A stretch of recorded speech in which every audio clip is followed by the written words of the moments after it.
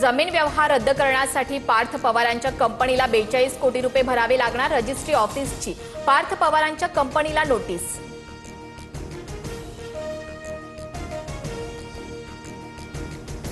पार्थ पवारांवर गुन्हा का दाखल नाही याचं उत्तर गृहमंत्रीच देऊ शकतात। जमीन प्रकरणात शरद पवारांचा फडणवीसांना सवाल, चौकशी अंती वास्तव समोर आणण्याची मागणी।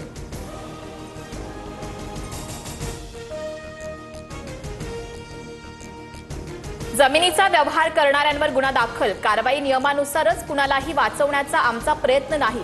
पार्थ पवारांवर गुन्हा दाखल न करण्याबाबत फडणवीसांची स्पष्टोक्ती। आरोप करून माझी बदनामी केली, जमिनीच्या व्यवहाराबाबत मला माहिती नव्हतं, चौकशी अंती वस्तुस्थिती समोर येईल, अजित पवारांकडून स्पष्ट।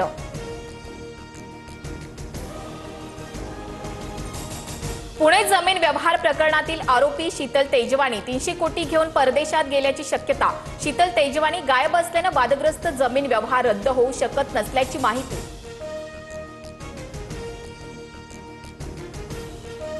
पक्षचोरी मतचोरीनंतर आता जमिनीही चोरायला निघालेत। मुख्यमंत्री समिती नेमणार, क्लीन चिट देणार आणि मग विषय संपला। पार्थ पवार जमीन व्यवहार प्रकरणावरून उद्धव ठाकरेंची टीका। राष्ट्रवादी सत्तेशिवाय राहू शकत नाही, दोन्ही राष्ट्रवादी एकच। पाण्यातून मासा बाहेर काढल्यानंतर कसा तडफडतो तसं राष्ट्रवादीचं होतं। तानाजी सावंत यांचा राष्ट्रवादीवर निशाणा।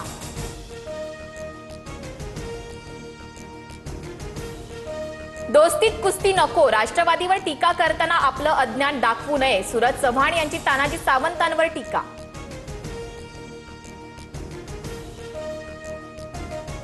बीएमसी मध्ये विविध खात्यांमध्ये 9 सेवानिवृत्त अधिकारी ओएसडी म्हणून मोक्याच्या पदांवर। वर्षा गायकवाडांचा आरोप, तर सरकारला त्यांना पदमुक्त करावंसं वाटत नाही का, वर्षा गायकवाड यांचा सवाल।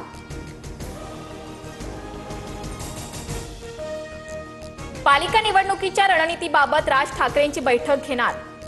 मनसेचे नेते, मुंबई अध्यक्ष आणि उपाध्यक्षांसह शहर अध्यक्ष उपस्थित राहणार।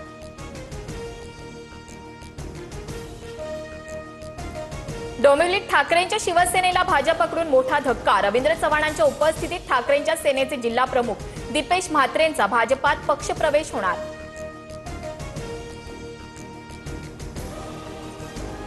हत्तीला विजेचा धक्का लागू नये म्हणून फटाक्यांचा वापर केला, हत्तीला इजा पोहोचवण्याचा हेतू नव्हता।